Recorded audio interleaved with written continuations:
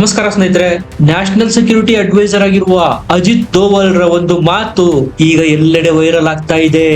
IIT ನಲ್ಲಿ ಭಾಷಣ ಮಾಡ್ತಾ ಹೇಳಿರೋದಿದು. ಅವರು ಅಷ್ಟು ಭಾಷಣದುದ್ದಕ್ಕೂ ಒಂದು ಲೈನ್ ಈಗ ಹೈಲೈಟ್ ಆಗ್ತಾ ಇದೆ.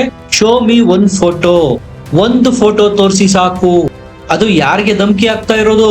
ಪಾಶ್ಚಿಮಾತ್ಯ ಮೀಡಿಯಾಗಳಿಗೆ. ಸಪರೇಟ್ ಆಗಿ ಏನ್ ಹೇಳೋ ಅವಶ್ಯಕತೆ ಇಲ್ಲ. ಟ್ರಂಪ್ ಗೆ ಡೈರೆಕ್ಟ್ ಧಮಕಿ, ವಾರ್ನಿಂಗ್ ಕೊಡ್ತಾ ಇರೋದು ಅಜಿತ್ ದೋವಲ್. ಆಪರೇಷನ್ ಸಿಂಧೂರದ ವಿರುದ್ಧ ಪಾಕಿಸ್ತಾನ, ಚೀನಾ, ಅಮೆರಿಕದ ಮಾಧ್ಯಮಗಳು ಏನೆಲ್ಲ ಪ್ರಯತ್ನ ಮಾಡಿ ಫೇಕ್ ನರೇಟಿವ್ ಸೃಷ್ಟಿ ಮಾಡಿತ್ತು. ಇವರು ಮಾಡಿದ ಸುಳ್ಳು ಪ್ರಚಾರಗಳು ಒಂದಾ ಎರಡಾ? AI ವಿಡಿಯೋ ಜನರೇಟ್ ಮಾಡಿ ನಿಮ್ಮ ರಫೇಲ್ ಹೊಡೆದಾಕಿದೀವಿ ಅಂತ ಪ್ರಚಾರ ಮಾಡಿದ್ರು. ಭಾರತದ ಆ ಏರ್ ಬೇಸ್ ಮೇಲೆ ಅಟ್ಯಾಕ್ ಮಾಡಿದೀವಿ, ಈ ಏರ್ ಬೇಸ್ ಮೇಲೆ ಅಟ್ಯಾಕ್ ಮಾಡಿದೀವಿ, 5 ಫೈಟರ್ ಜೆಟ್ ಗಳನ್ನ ಹೊಡೆದಾಕಿದೀವಿ ಅಂತೆಲ್ಲ ಪೊಂಗಿದ್ದು. ಇದೆಲ್ಲ ಪಾಕಿಸ್ತಾನದ ಹಿಂದೆ ನಿಂತು ಚೀನಾ ಮಾಡಿಸ್ತಾ ಇರೋ ಕೈವಾಡ ಅಂತ ಎಲ್ರಿಗೂ ಗೊತ್ತಿತ್ತು.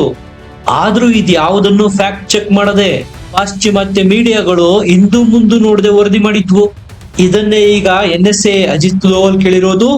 ಸುಳ್ಳು ವರದಿ ಮಾಡೋದನ್ನ ನಿಲ್ಲಿಸಿ, ಭಾರತದ ವಿರುದ್ಧ ಪಾಕಿಸ್ತಾನ ಅಟ್ಯಾಕ್ ಮಾಡಿರುವ ಒಂದು ಫೋಟೋ ತೋರಿಸಿ, ಅವರ ದಾಳಿಯಿಂದ ನಮಗೆ ಲಾಸ್ ಆಗಿರುವ ಒಂದು ಫೋಟೋ ತೋರಿಸಿ, ಇಲ್ಲವಾದ್ರೆ ತೆಪ್ಪಗಿರಿ ಹಾಗಂತ ಓಪನ್ ಚಾಲೆಂಜ್ ಹಾಕಿದ್ದಾರೆ ಅಜಿತ್ ದೋವಲ್ ಪಾಶ್ಚಿಮಾತ್ಯ ಮೀಡಿಯಾಗಳಿಗೆ. ನಿಧಾನವಾಗಿ ವೆಸ್ಟರ್ನ್ ಮೀಡಿಯಾಗಳು ಹೌದು ಭಾರತಕ್ಕೆ ಪಾಕಿಸ್ತಾನದ ವಿರುದ್ಧ ಮೇಲುಗೈಯಾಗಿತ್ತು ಅಂತ ಕಡೆಗೂ ಒಪ್ಕೊಳ್ಳೋದಕ್ಕೆ ಶುರು ಮಾಡಿದವೆ. ಸ್ನೇಹಿತರೆ, ನಾವು ಪಾಕಿಸ್ತಾನದ ವಿರುದ್ಧ ಯುದ್ಧನೇನೋ ಗೆದ್ವಿ, ಆದ್ರೆ ನಾವು ಸೋತಿದ್ದೆಲ್ಲಿ ಗೊತ್ತಾ? ದೇಶದ ಪರ ನರೇಟಿವ್ ಸೃಷ್ಟಿ ಮಾಡುವಲ್ಲಿ ನಾವು ಸೋತ್ವಿ. ಸ್ನೇಹಿತರೆ, ಇದು ಕೇವಲ ರಣರಂಗದಲ್ಲಿ ಯುದ್ಧ ಮಾಡಿ ಹೋರಾಟ ಮಾಡಿ ಜಯಗಳಿಸೋದಷ್ಟೇ ಅಲ್ಲ. ನಾವು ಮಾಡಿದ್ದನ್ನ ಸಮರ್ಥವಾಗಿ ಪ್ರಪಂಚಕ್ಕೆ ಪ್ರಚಾರ ಮಾಡುವ ಮೂಲಕ ಸಾರಿ ಹೇಳ್ಬೇಕಾಗತ್ತೆ. ಸುದ್ದಿಯನ್ನ ಪ್ರಪಂಚದ ಮುಂದೆ ಇಡುವ ಇನ್ಫಾರ್ಮೇಟಿವ್ ವಾರ್ ಅಲ್ಲೂ ಸಹ ನಾವು ಮೇಲ್ಗೈ ಸಾಧಿಸಬೇಕು. ನಮ್ಮ ಪರ ನರೇಟಿವ್ ಸೃಷ್ಟಿ ಮಾಡುವ, ನಮ್ಮ ಪರ ಅಲೆಯನ್ನು ಸೃಷ್ಟಿ ಮಾಡುವ ಮಾಹಿತಿ ಯುದ್ಧದಲ್ಲೂ ಸಹ ನಾವು ಜಯಗಳಿಸಬೇಕು. ಅದರಲ್ಲೇ ನಾವು ಪ್ರಾರಂಭಿಕವಾಗಿ ಸೋತಿದ್ದು ನೋಡಿ. ಅಟ್ಲೀಸ್ಟ್ ಲೇಟೆಸ್ಟ್ ಆಗಿ ಅಜಿತ್ ದೋವಲ್ ಮಾತಾಡಿದರೆ, ಓಪನ್ ಆಗಿ ಕೇಳಿದರೆ. ಅದರಲ್ಲೂ ಅಮೆರಿಕಕ್ಕೆ ಏನೆಲ್ಲ ಸುಳ್ಳು ವರದಿ ಮಾಡಿದ್ರಿ? ಪಾಕಿಸ್ತಾನದ ದಾಳಿಯಿಂದ ನಮಗಾಗಿರುವ ಲಾಸ್ ನ ಒಂದು ಫೋಟೋ ತೋರಿಸಿ ಸಾಕು. ಅವರು ದೊಡ್ಡ ಮಟ್ಟದ ಡ್ಯಾಮೇಜ್ ಮಾಡೋದ್ ಬೇಡ, ಭಾರತದ ಒಂದು ಗ್ಲಾಸ್ ಹೊಡೆದಿದ್ರು ಸಾಕು, ತೋರಿಸಿ ಒಪ್ಕೊಳ್ಳೋಣ. ಇಲ್ಲವಾದರೆ ಸುಳ್ಳು ಸುದ್ದಿ ಹರಡೋದನ್ನ ನಿಲ್ಲಿಸಬೇಕು, ಬಾಯಿ ಮುಚ್ಕೊಂಡು ತೆಪ್ಪಗಿರ್ಬೇಕು ಅಂತ ಧಮಕಿ ಹಾಕಿರೋದು ಅಜಿತ್ ದೋವಲ್ ವೆಸ್ಟರ್ನ್ ಮೀಡಿಯಾಗೆ. ಅದರಲ್ಲೂ ಈ ನ್ಯೂಯಾರ್ಕ್ ಟೈಮ್ಸ್ ಇದೆಯಲ್ಲ, ಭಾರತ ವಿರೋಧಿ ಅಜೆಂಡಾ ಮಾಡೋದ್ರಲ್ಲಿ ಎತ್ತಿದ ಕೈ. ಅದರಲ್ಲೂ ಪಾಕಿಸ್ತಾನ ಹೇಳಿದ್ದೆಲ್ಲವನ್ನು ವರದಿ ಮಾಡುತ್ತೆ, ಒಂದು ಫ್ಯಾಕ್ಟ್ ಚೆಕ್ ಮಾಡೋದಿಲ್ಲ. ಆದ್ರೆ ಈ ಕಡೆ ಭಾರತ ವಿತ್ ಪ್ರೂಫ್ ಬೇಕಾದ ಸಬೂತುಗಳನ್ನೆಲ್ಲ ಕೊಡ್ತು. ಭಾರತ ಅಟ್ಯಾಕ್ ಮಾಡುವ ಹಿಂದಿನ ಮತ್ತು ನಂತರದ 10ನೇ ತಾರೀಕು ಮತ್ತು ಅದರ ನಂತರದ ಸ್ಯಾಟಲೈಟ್ ಇಮೇಜ್ ಗಳನ್ನ ಶೇರ್ ಮಾಡುವ ಮೂಲಕ, ಅಟ್ಯಾಕಿನ ಹಿಂದೆ ಪಾಕಿಸ್ತಾನದ ಏರ್ ಬೇಸ್ ಗಳಿಗಿತ್ತು, ಅಟ್ಯಾಕ್ ನ ನಂತರ ಪಾಕಿಸ್ತಾನದ ಏರ್ ಬೇಸ್ ಗಳು ಯಾವ ರೀತಿ ಧ್ವಂಸ ಆಗಿತ್ತು, 9 ಟೆರರಿಸ್ಟ್ ಅಡ್ಡಗಳನ್ನ ಯಾವ ರೀತಿ ಭಾರತ ಧ್ವಂಸ ಮಾಡಿತ್ತು, ಎಲ್ಲವಕ್ಕೂ ನಾವು ಫೋಟೋ, ಸ್ಯಾಟಲೈಟ್ ಇಮೇಜ್ಗಳು ಮತ್ತು ವಿಡಿಯೋ ಸಾಕ್ಷಿ ಕೊಟ್ಟಿದ್ವಿ. ಪ್ರಾಬ್ಲಮ್ ಎಲ್ಲಾಗಿದ್ದು ಅಂದ್ರೆ ಅದನ್ನ ಹೆಚ್ಚು ಪ್ರಚಾರ ಮಾಡೋದ್ರಲ್ಲಿ ಎಡವಿದ್ವಿ.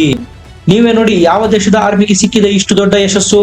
ಕೇವಲ 23 ನಿಮಿಷಗಳಲ್ಲಿ ಪಾಕಿಸ್ತಾನದ ಒಳಗೆ ನುಗ್ಗಿದ್ದಲ್ಲದೆ 9 ಟೆರರಿಸ್ಟ್ ಕ್ಯಾಂಪ್ ಗಳನ್ನ ಬುಡ ಸಮೇತ ಕಿತ್ತು ಹಾಕಿ ಬಂದಿತ್ತು ಇಂಡಿಯನ್ ಆರ್ಮಿ. ಅದಕ್ಕೆ ತೆಗೆದುಕೊಂಡ ಸಮಯ ಕೇವಲ 23 ನಿಮಿಷಗಳು ಮಾತ್ರ. ಅಂದ್ರೆ ಭಾರತ ಸೇನೆ ಇನ್ನೂ ಮನಸ್ಸು ಮಾಡಿದ್ರೆ ಏನೆಲ್ಲ ಮಾಡಬಹುದು ಅನ್ನೋದಕ್ಕೆ ಒಂದು ಸಣ್ಣ ಉದಾಹರಣೆ ಇದು. ನಮ್ಮ ಆಪರೇಷನ್ ಸಿಂಧೂರಕ್ಕೆ ಪಾಕಿಸ್ತಾನ ಸಹ ರಿಟಾಲಿಯೇಟ್ ಮಾಡಿತ್ತು.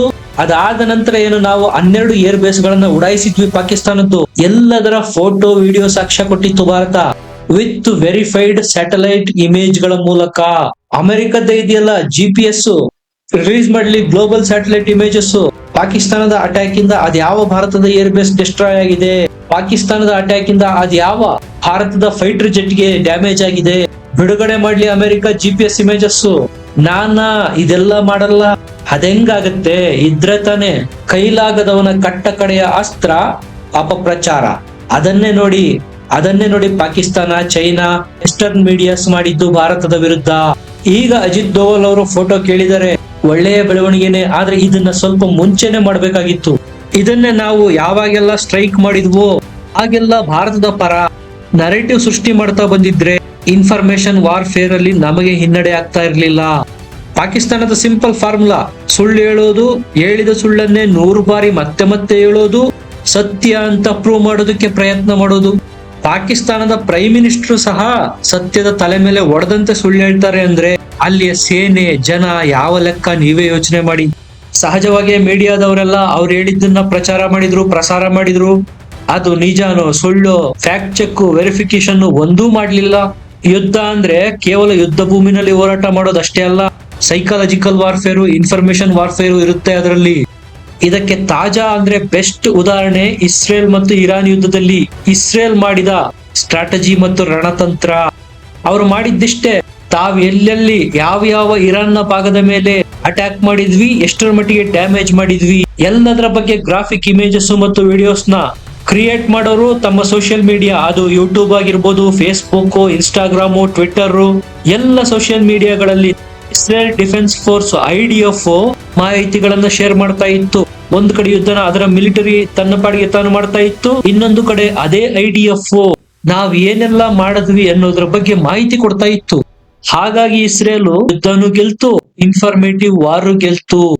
ಅಷ್ಟೇ ಅಲ್ಲ, ಇಸ್ರೇಲ್ ತನಗಾದ ಯಾವುದೇ ಲಾಸ್ ಅನ್ನ ಒಪ್ಕೊಳ್ಳಿಲ್ಲ. ಆದ್ರೆ ಭಾರತ ಈ ವಿಚಾರದಲ್ಲಿ ಹಿಂದೆ ಬಿತ್ತು.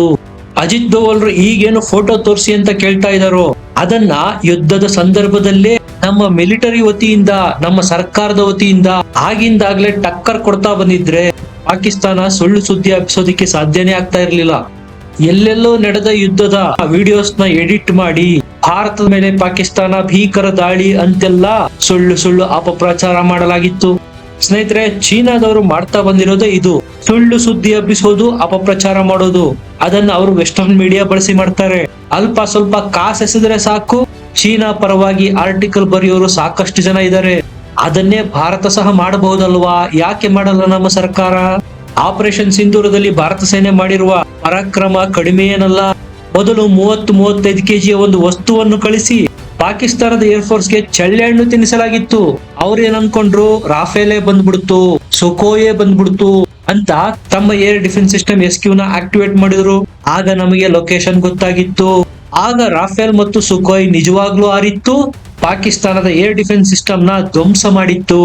ಸ್ನೇಹಿತರೆ, ಇದು ಮಾಡರ್ನ್ ವಾರ್ಫೇರ್ ನಲ್ಲಿ ಭಾರತ ತೋರಿಸಿದ್ದ ಕೌಶಲ್ಯ ಭರಿತ ಯುದ್ಧ ನೀತಿ. ಇದನ್ನ ನಾವು ಹೇಳ್ಕೊಳ್ಬೇಕಾಗಿತ್ತು, ಆದ್ರೆ ಈ ಕೆಲಸ ಆಗ್ಲೇ ಇಲ್ಲ. ಪಾಕಿಸ್ತಾನಕ್ಕೆ ಮುಟ್ಟಿ ನೋಡಿಕೊಳ್ಳುವಂತೆ ಬಾರಿಸಿರೋದೇ ನಿಜ. ಬಾರಿಸಿದೀವಿ ಅಂತ ಹೇಳಿಕೊಳ್ಳೋದಕ್ಕೆ ಸಂಕೋಚ ಯಾಕೆ ಪಡ್ಬೇಕು?